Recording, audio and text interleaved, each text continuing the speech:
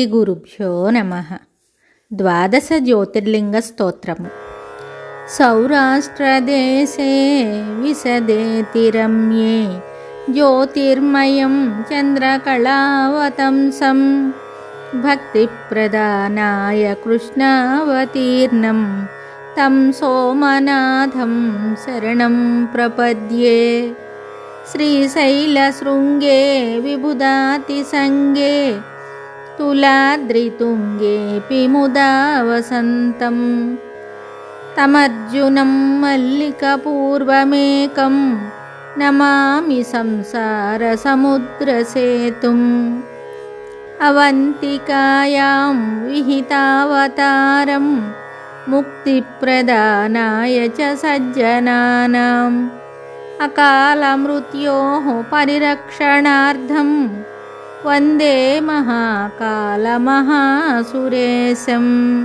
కావేరికా నర్మదయోః పవిత్రే సమాగమే సజ్జనతారణాయ సదైవ మాంధాతృపురే వసంతం ఓంకారమీశం శివమేకమీడే. పూర్వోత్తరే ప్రజ్వలికానిధానే సదా వసంతం గిరిజాసమేతం సురాసురారాధితపాదపద్మం శ్రీవైద్యనాథం తమహం నమామి. యం డాకినీ శాకినీకా సమాజైః నిషేవ్యమాణం పిసితాశనైశ్చ సదైవ భీమాదిపదప్రసిద్ధం తం శంకరం భూతహితం నమామి. సుతామ్రపర్ణీ జలరాశియోగే నిబధ్య సేతుం విశిఖైరసంఖ్యైః శ్రీరామచంద్రేణ సమర్పితం తం రామేశ్వరాఖ్యం నియతం నమామి.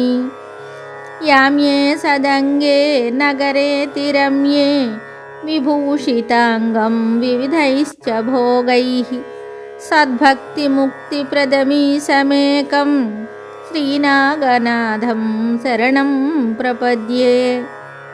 సానందమానందవనే వసంతం ఆనందకందం హతపాపబృందం వారాణసీనాథమనాథనాథం శ్రీవిశ్వనాథం శరణం ప్రపద్యే.